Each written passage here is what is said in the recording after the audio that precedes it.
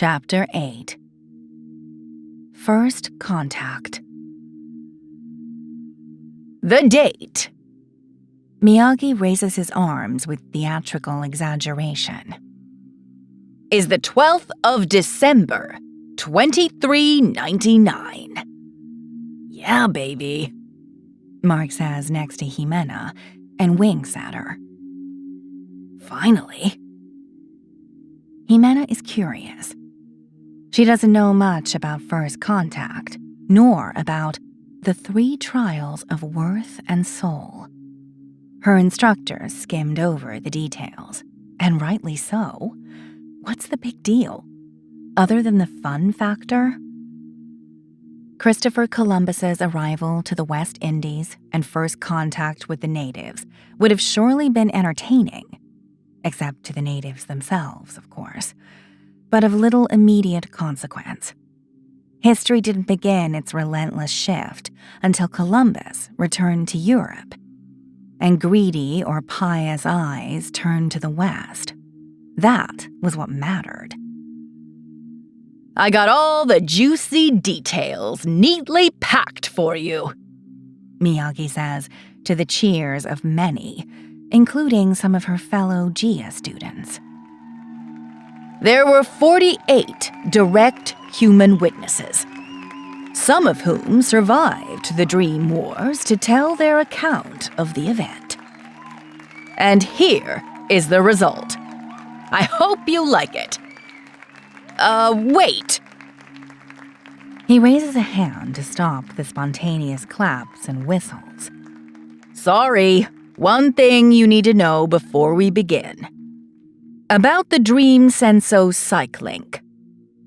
It's a tough bitch to produce, excuse my language. Requires a gifted DreamTech engineer. He extends a hand at the elegantly dressed Ankh, sitting on the front bench, who nods in acknowledgement. To record and edit into the sensorial the thoughts and feelings recreated by very talented actors. And expensive, the goddamn divas. But hey, only the best for the rise and fall of the youth, right? Oh, sorry. Again, he raises his hand to stop the incipient cheering. I got sidetracked by... He smiles and shakes his head. What I wanted to say is that I made an exception with this scene and did not cyclink it to Edda Fandola this time, although she is one of the 48 witnesses. I decided that we need to broaden our perspective and gain more historical context, all right? Context is everything in history, remember? So I chose somebody else to cyclink you guys to. Somebody outside of Edda's immediate orbit.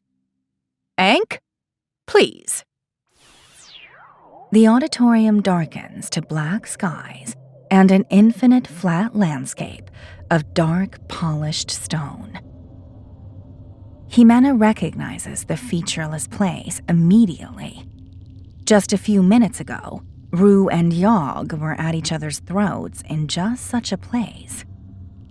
But there are no aliens now. Instead, there are people.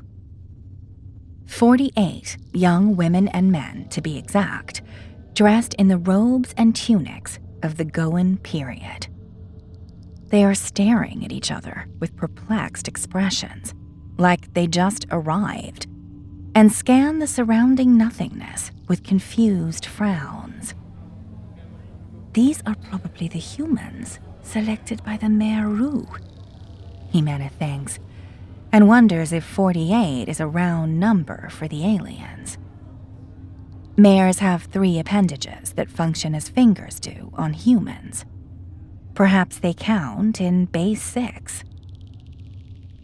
As Jimena studies the scene floating over the amphitheater, the camera viewpoint slides closer to the group of youngsters until it finally settles near a particularly attractive teenager. He is 16 or 17, light brown skin, black curled hair, Probably North African ancestry, Jimena thinks. Gotthard. The name comes to Jimena as if by magic.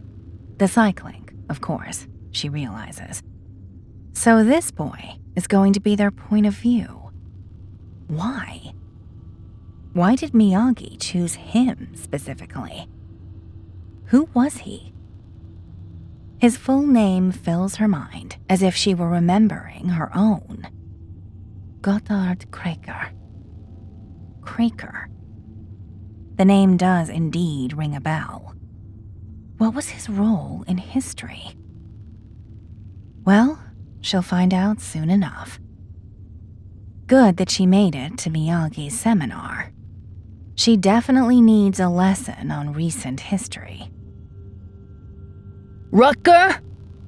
Gotthard shouts and trots towards another boy standing with baffled eyes not far away.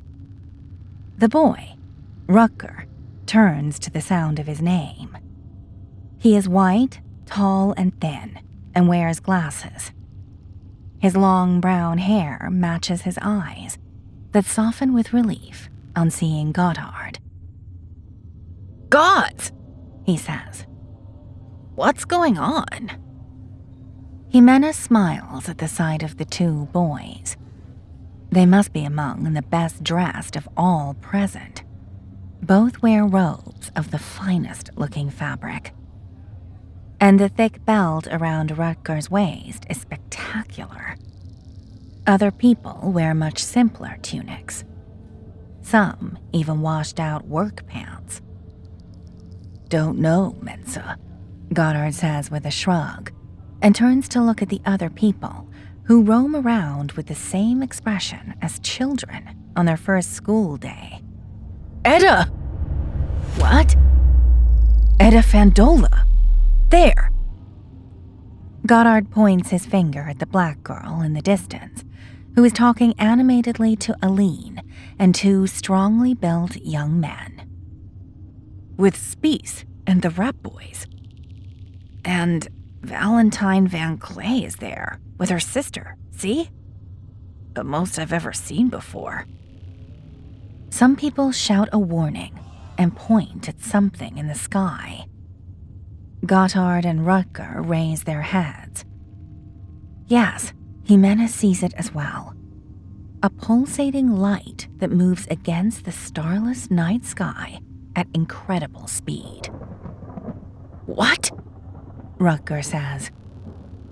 Gotthard remains silent, head moving right to left as he follows the dashing sight across the firmament. Jimena feels his curiosity echo inside her, harmonizing with his sense of awe at the marvels of nature. A shooting star? Rutger asks. Shooting stars don't pulse, Gotthard says. The light stops its darting movement and stays hanging in the air, perfectly still, flashing slow pulses of white light. Whoa, Gotthard says as Jimena feels his mind instantly reassessing the evidence. Definitely not a shooting star. That thing stopping its movement like that is impossible. Infinite deceleration requires infinite power. Or that thing is massless. It's getting bigger, Rutger says, a pinch of nervousness in his voice. It's getting closer. The talking of the surrounding people becomes louder as they realize the same. 48 heads turn towards the light as its brightness slowly dissolves into shape. It is something flat and curved, descending slowly towards them in eerie silence. Lights flashing in orderly patterns around its perfectly spherical perimeter. Jimena laughs at the sight of the thing descending from the sky. Mark gives her an amused glance and chuckles as well. It's a flying saucer, Goddard says, wide-eyed. An honest-to-Goa flying saucer. He smiles and shakes his head with wonder. Goes mercy. What a cliché. Aliens? Rucker says, a pinch of anxiety in his voice. Think so. Goddard keeps his eyes locked on the object as it descends vertically on an empty spot not far away from the group. And my karma is on little green men, if you want to bet. Either the old Sci-Fi magazines were spot on, or these menses have a developed sense of humor and know us very well. Complete silence envelops the group as everybody stares at the saucer, floating perfectly still a few yards over the ground. 4 poles emerge from the perimeter of the floating saucer and extend uniformly until they touch the ground. They're here, Goddard says. He is not afraid, Jimena notes. Not the same way as Rucker or others appear to be. Goddard is fascinated, filled to the brim with curiosity. No force on earth would move him away from this place now. A door, rectangular shape and all, slides open on the side of the saucer facing them. There are only shadows beyond. Goddard takes a step forward, eyes not daring to blink. Show yourself, he mutters. A thin ramp slides slowly out of the bottom of the door until it touches the ground. All eyes return to the door. There's a hint of movement behind it in the shadows. Show yourself. His lips curve in a faint smile. An elongated white humanoid shape walks out the door onto the ramp, moving slowly and intentionally. A mare who stays there for a few moments, regarding the humans below in silence with those uncanny white eyes, and being regarded in return. Not little, Goddard whispers at Rutger. Not green, but otherwise, it doesn't disappoint. Greetings, Earthlings. The mare communicates without moving her black mouth. Her voice reverberates, feminine and elegant, directly inside Goddard's mind. I am an alien from outer space, and I come in peace. In peace, Rucker says, daring a smile. Other people around them murmur words of relief. You may call me Rue, the mayor says, raising an arm and awkwardly extending the 3-finger appendages in distinct angles. Live long and prosper. Rutger frowns. Isn't that what the Klingons say on the Tuesday evening radio show? The Vulcans, Goddard says, eyes locked on the mare. Hush now. We are the Mirai, the alien continues. We did settle near your world over 10,000 years ago.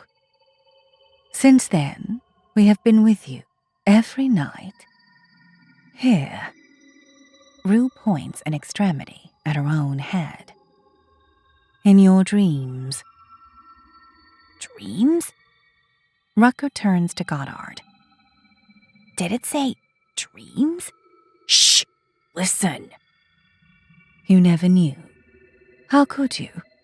With your primitive senses. But we have been visiting your dreams for millennia. It is through dreams that we influence your destiny. We did guide you through the chokes of your history. We did plant the notion of farming in your ancestors' minds, of domestication of lesser beings, of writing when you were ready. You thrived. You took Earth, and then you lost it. Rue floats down along the ramp in silence, reaches the ground, and keeps moving toward the group of attentive youths. Another mare exits the flying saucer's opening and floats down with Rue's same awkward gait. And then another mare comes out, indistinguishable from the others, and another, until a row of mares, 11 in total, walk in a line and form a row behind Rue, who was stopped just a few yards away from the group. We did fail you, Rue says, and bows her head deeply for a long moment. A terrible failure, with dreadful consequences for your race.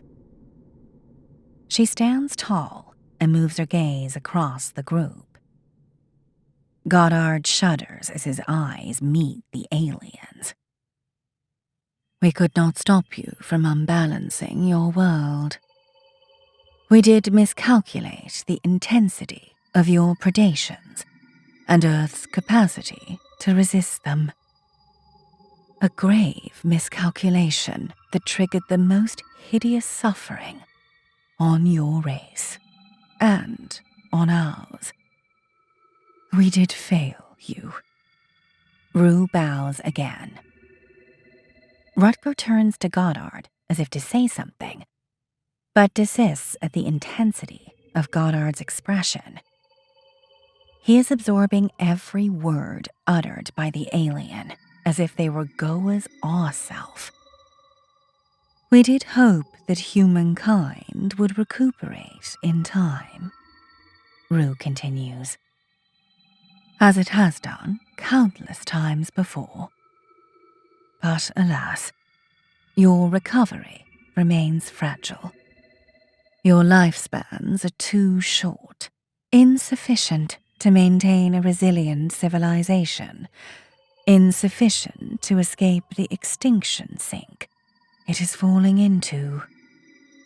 Humankind cannot regain control over its own destiny as a species. And so, after millennia of subtle guidance, we Mirai are forced to reveal ourselves.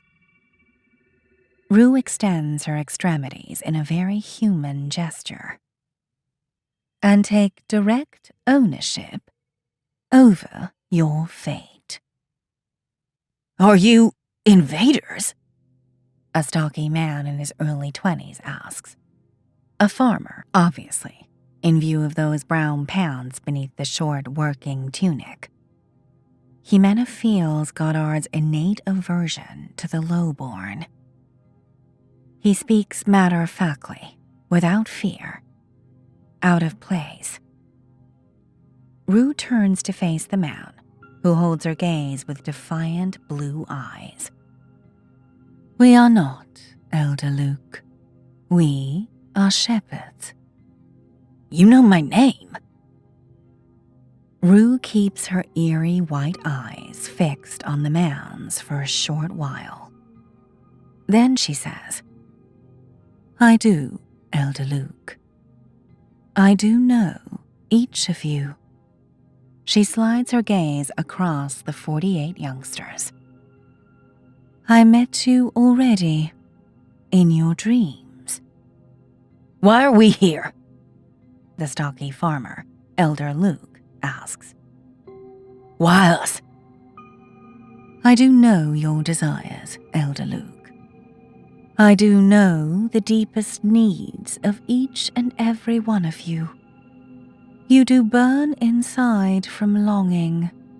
Alas, you shall never be satisfied.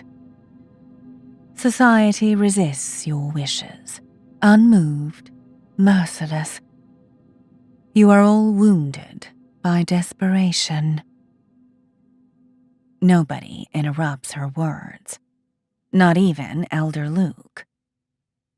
Some have gasped, as if suddenly realizing they are naked. Jimena feels Goddard's inner passion as he swaps a glance with Rutger. He, for one, is not afraid of exposure, only careful. You are here, Rue continues, because your nonconformist cravings are powerful. You do want to change your world. So do we. She turns her white, lifeless eyes to the stocky man. You shall be our agents, Elder Luke. Our agents of change, if you so desire. What if we don't? Elder Luke asks. Then you shall return to your world in peace and desperation. But if you stay with us, if you do yield your will to ours, we shall grant you the power to achieve your every goal. Which power? A girl asks from behind Goddard. Jimena turns her head. It is Etta, her eyes drilling the aliens. The ultimate power, redeemed Fandola, Rue says. The power to penetrate others' minds and to influence them decisively. The power to truly persuade. The right idea in the right mind at the right time, and you shall accomplish anything. With our rigorous guidance, your history shall fly forward, free from the shackles of tradition. Usually, Goddard is quite the cynic. Jimena begins to get him already, and yet, somehow, he feels in his guts that Rue is speaking the truth. Jimena can feel his lust rising like the Pacific tide, thick and relentless. He wants so much to believe the alien. He needs that power. Oh, what he could accomplish.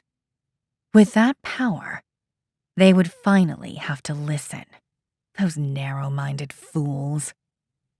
They would see as clearly as he does.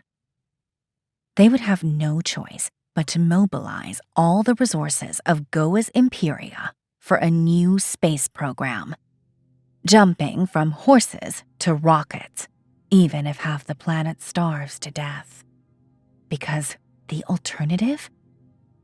The alternative is inconceivable. And what's in it for you? Etta asks. What do you want in exchange? Etta, Aline mutters and pulls from her hand as if warning her. Your compliance, redeemed Fandola. Your obedience. We shall dictate policies, and you shall execute them to the utmost of your abilities, which are considerable. A factor you have also been selected for. Which policies? Elder Luke asks. I do feel your skepticism, Rue says. But do not fear. You humans and us Mirai ultimately want the same. For humankind to flourish anew. To fill the world like you did centuries ago. And to keep it this time. Sure, Etta says, ignoring the insistent pulling of Aline. But what do you want us to do for you? I cannot give you details, redeemed Fandola. Our policies are flexible and shall adapt to your own successes. But do not fear. Our instructions shall remain compatible with your private desires. It is in our interest that you accomplish your own goals and put yourself in a position of influence. Only then you shall serve us with maximum efficacy. So, you scratch our backs, and we scratch yours? Elder Luke asks. Indeed. Fair enough, he says. I'm in. Whoa, wait a minute, yeah? Ada says. What if, even with those magical powers of yours, we can't make, whatever it is we need to do? If you do fail yourselves, then you are of no use to us. You would then be free to return to your inner despair in peace, without further obligation towards us. It's a no-brainer. Elder Luke shrugs and turns towards Etta. There's no downside. No downside, yeah? Etta squints at Rue. Except that we might be sealing a pact with the devil. Those words hit a nerve. The body language of 47 youngsters changes abruptly. They seem more aware of their featureless surroundings, more defensive. Expressions have tensed noticeably. Even a mind as rational as Goddard's seems touched by irrational fear. No, he thinks. That's superstition. And to be honest, what's the alternative? He's got to take every chance, even if... I'm in, Goddard says. And if you're the devil, Elder Rue, I'm still willing to accept your conditions. A murmur of voices crisscrosses the group, many of assent, some of doubt. I'm in, Rutger says. Others join. I'm in. Me too. They must be truly desperate, Jimena thinks, if they are willing to gamble their souls. And yet, not everybody seems convinced. Not by far. About half of those present, including Etta and Aline, remain silent. A long silence of uncertainty, mistrust written on their faces. This is a dream, Etta says, staring at the palm of her hands. She raises her eyes at Rue. You're not real. I am most certainly real, redeemed Fandola. Real in my world, real in your dreams. And I am really most impressed with your innate awareness. Indeed, you are dreaming. We all are. This is a permascape, a shared dream. Every Mirai you see, and every human, is real. Only the dream is not. I want to believe you, Elder Rue, Aline says, after swapping a glance with Etta. And that's why I can't. Without evidence, I can only trust my hope. And hope is a lousy source of truth. Show us your powers of influence, Etta says. Convince us. I want to be convinced. I did indeed expect a degree of resistance, Rue says. It is in your nature. Thus, I have arranged for a demonstration. Rue raises an appendage finger, and the empty, infinite flat landscape, flying saucer and all, vanish as if made of smoke. Even Jimena jumps at the sudden transition. But the people remain. They are now in an enormous room, surrounded by the luxury of another age. A massive round table of the most noble of woods, surrounded by chairs that would not have been out of place in Versailles. A fire roaring on a stone hearth as high as a person, and enormous stained glass windows, paintings, and tapestries depicting pre-industrial scenes of aristocracy and rural glory. Be welcome to the colonial palace of Fulda, Rue says. The center of power of your country. Naturally, still a permascape. But we shall bring a special guest to our dream. A human of power, unaware of our intentions. One of my walkers, Quo. Rue extends an arm towards one of the 11 mares standing behind her, who bows in acknowledgement. Shall operate as threadmaker. Quo disappears.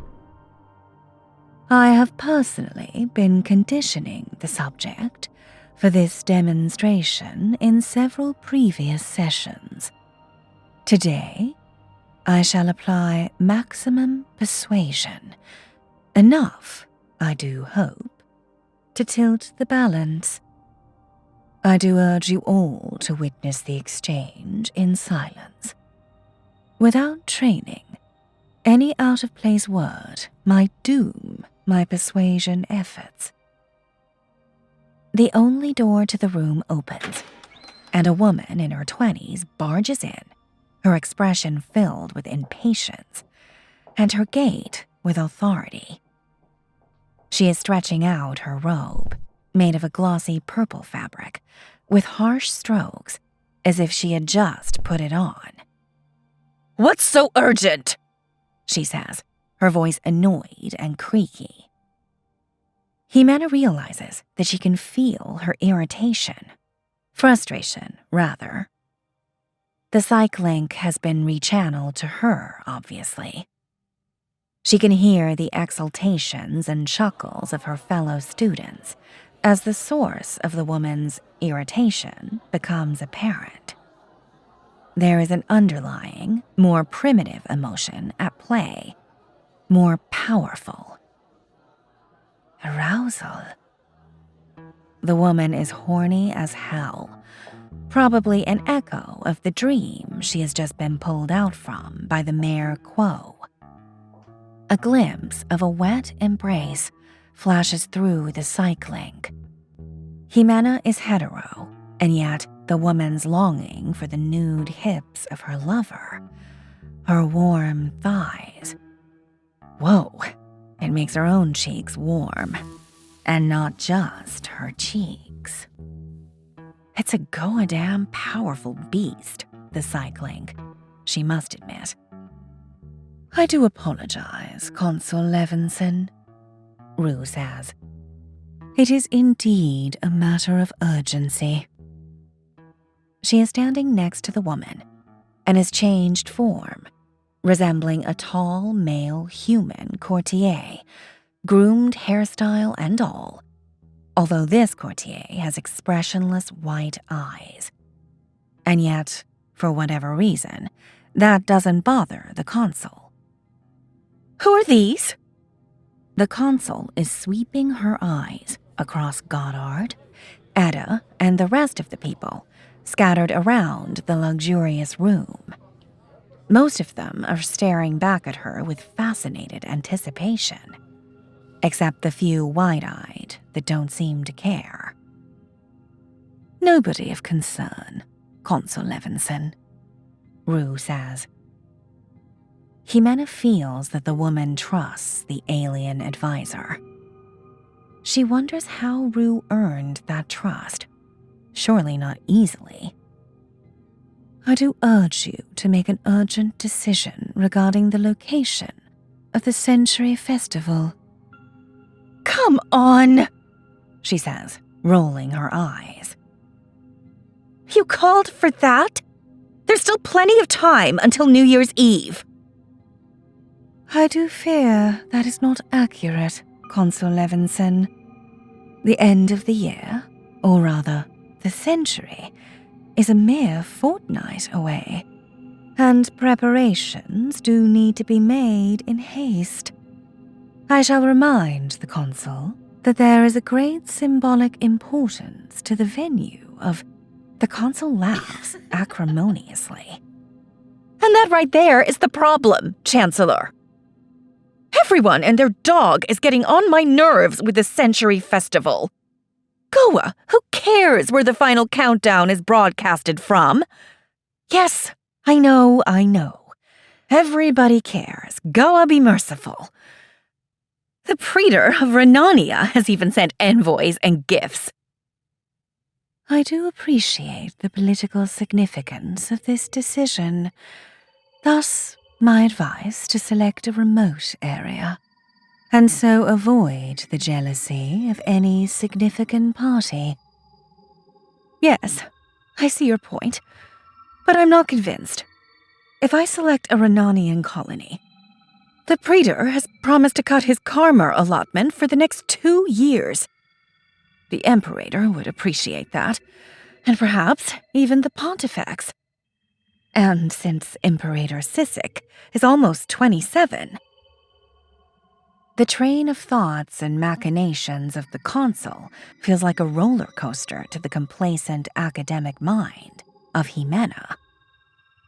Then the Consul stops talking and grimaces, gripped by a sudden sense of disgust, like she was smelling a putrid corpse, but without the actual smell.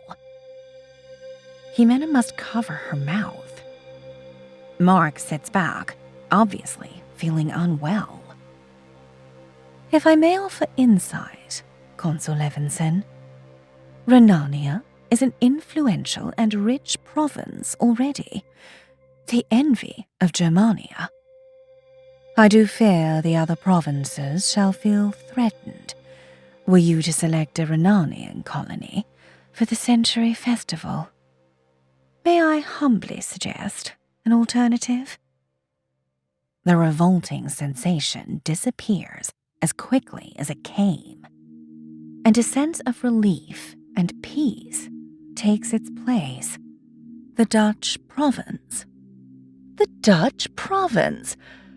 The sensation evolves into a pleasant, warm fuzziness in the Consul's innards. Could be. Peripheral, remote, and of most relevance to your political interests. Mostly harmless, especially the coastal regions. Remind me, Chancellor, what's the name of that land at the end of the Rhine? The one you mentioned last time. Geldische, Consul Levinson. An ideal choice. Geldische? Yes. Jimena's eyes open involuntarily as she feels the Consul's arousal, which was still lingering in the background of her psyche, raise with sudden intensity. The Consul wets her lips. Even Jimena feels uncomfortably conscious of Mark's masculine presence next to her. Never been there? Exactly my point, Consul Levinson. Nobody that matters to your ambitions has ever been to Geldishire. But if I go with this, Geldishire, that would disappoint everybody. Not quite, I do believe, Consul Levinson. They shall certainly complain, but they would be secretly pleased that a rival is not favored in their stead. The balance of influence would remain intact. Geldishire.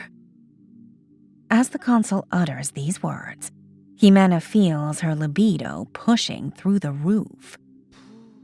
The Consul takes a deep breath and straightens her robes. I really need to return to my chambers. Very well, Chancellor. The Century Festival shall take place in Geldashir's capital colony. What's the name again? Oosterbeek. Consul Levinson. A wise choice. No! Jimena jumps at the unexpected exclamation from the back of the room. It is Edda, walking towards the consul. Everybody else, both in the scene and the amphitheater, is staring at her wide-eyed. Forgive me my boldness, consul. Edda bows awkwardly. I know I'm out of place, but the selection of Oosterbeek would be a costly mistake. Who is this? Consul Levinson's eyes scans Edda's white garments and then turns her head towards Rue. Do excuse my impetuous underling, Consul Levinson. Redeemed Fandola is indeed speaking out of turn. Edda clears her throat. I am, the Chancellor's expert on Geldashir matters, Consul. And I'd be a poor expert if I failed to warn you. Consul Levinson studies her for a long moment. Fine. Say what you have to say. Why is selecting Geldashir such a mistake? Not Geldashir, Consul. On the contrary, I concur 200% with the Chancellor. Geldashir is the perfect place to hold the Century Festival, yeah?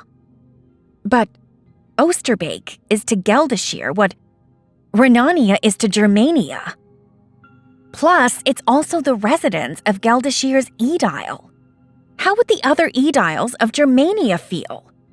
There's no need to pick favorites if you can choose an even more remote colony. I see. Consul Levinson smiles at her, her eyes scanning the feminine shapes under Edda's tunic. And I'm sure you have a suggestion? Lunterran, Consul. Lunterran. Lunterran is the place. Fish, steel, and beautiful sunsets. At the fringe of the fringe, Lunterran is the place nobody cares about. Lunterran. Consul Levinson nods slowly, takes a step forward, and rubs a finger on Edda's exposed neck. Sounds like a fascinating place. Her smile broadens. Care to accompany me to my chambers and tell me more about it?